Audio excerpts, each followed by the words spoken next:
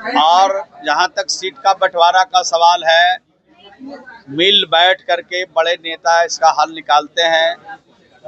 और माननीय मांझी जी कोई छोटा नेता नहीं है, बड़े नेता है, लेकिन उनके माता पिता का जो 15 साल का शासन था, एक बिहारी भी बिहारी कहने के लिए बिहार से बाहर तैयार नहीं था।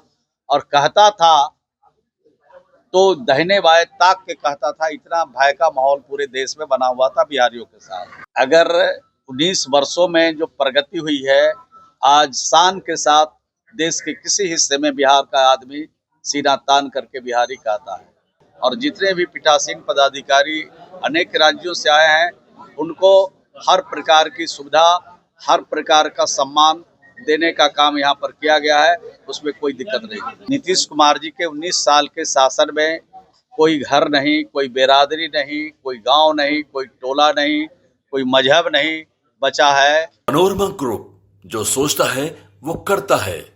प्रगति नहीं दुर्गति यात्रा है और एनके और डीके मिलकर बिहार को 20 सालों से बर्बाद करने में लगे हैं।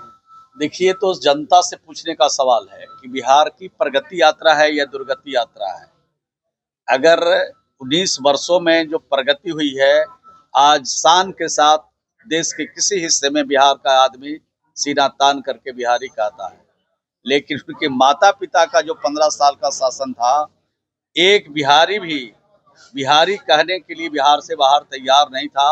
और कहता था तो दहिने बाएं ताक के कहता था। इतना भय का माहौल पूरे देश में बना हुआ था बिहारियों के साथ। तो आज तो बिहारी कहलाना स्वाभिमान का विषय है, अपमान का विषय को समाप्ति करने का काम बिहार की सरकार और बिहार के मुख्यमंत्री नीतीश कुमार जी ने किया है। तो हर बिहारी आज गौरवान्वित है 19 साल के शासन में।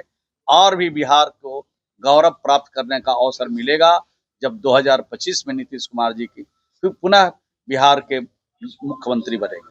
मंत्री जी, नीतीश जी जाएंगे कुंभ?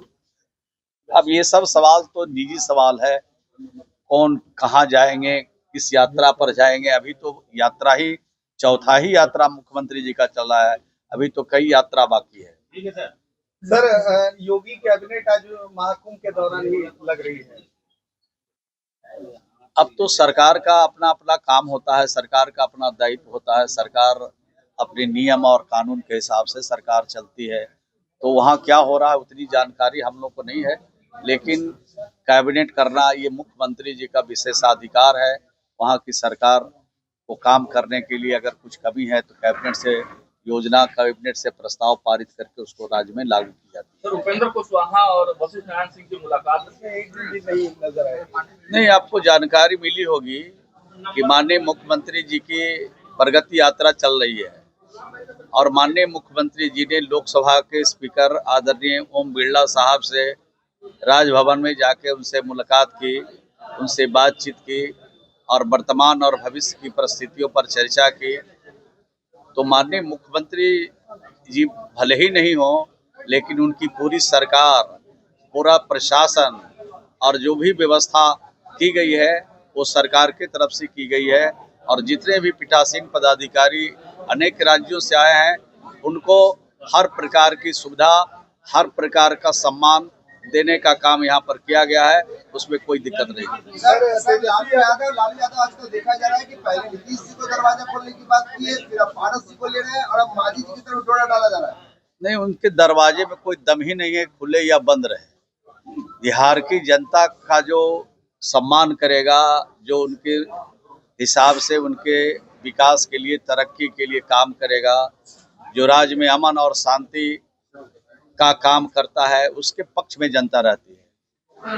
नीतीश कुमार जी के 19 साल के शासन में कोई घर नहीं, कोई बिरादरी नहीं, कोई गांव नहीं, कोई टोला नहीं, कोई मजहब नहीं बचा है जिसका सम्मान सिर्फ नहीं बल्कि उनके आगे बढ़ाने के लिए हम लोगों ने बिहार में अनेक कदम उठाए हैं।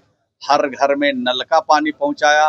अब तो देश के प्रधानमंत्री जी ने और भारत सरकार ने अभी जिसके पास पक्का मकान नहीं है उसका भी सर्वेक्षण हो रहा है। और 10 जनवरी से ये काम शुरू हुआ है और हर व्यक्ति को पक्का मकान मिल जाएगा जिनके पास अपना नहीं है। अभी तो सर्वे का भी काम चल रहा है। और भारत सरकार तत्पर है, हम लोग संपर्क में है। जल्द ही जो हमारे लंबित आवास है, प्रतीक्षा सूची में है, उसको भी हम लोग जल्द से जल्द पूरा करेंगे। नहीं मिला तो इस बात की कोई जानकारी नहीं है। और जहां तक सीट का बंटवारा का सवाल है, मिल बैठ करके बड़े नेता इसका हल निकालते हैं। और माननीय मांझी जी कोई छोटा नेता नहीं है, बड़े नेता है। तो उस स्तर पर वार्ता जब होगी तो मैं समझता हूँ कि इस सब तरह के मामले का हल बड़े नेता मिल बैठ के निकालते रहते हैं। क्या इस तरीके से पब्लिकली बोलना कि हम मंत्रिमंडल छोड़ देंगे, 40 सीट नहीं मिलेगा, इस बात की कैसे पॉलिटिक्स है क्या ये? इस बात की जानकारी तो मुझे नहीं है, लेकिन इस मसले का हल बड़े नेता ही निकालते हैं। और जब माननीय मांझी जी बड़े नेता हैं तो निश्चित रूप से जब बातचीत हो बड़े नेताओं के बीच में तो वहीं पर इस तरह के सवाल को रखना, उसका हल निकालना सभी बड़े नेताओं का दायित्व है। और यही काम नियम के हिसाब से लोग करते रहते हैं। दिल्ली विधानसभा का चुनाव लोग लड़ रहे हैं, तो हम लोग क्यों नहीं जाएंगे? हम लोग से फाजिल रहेगा तब ना मुख्यमंत्री को जाना पड़ेगा। हम ही लोग जा रहे हैं, हम ही लोग कमान वहाँ संभाल रहे हैं।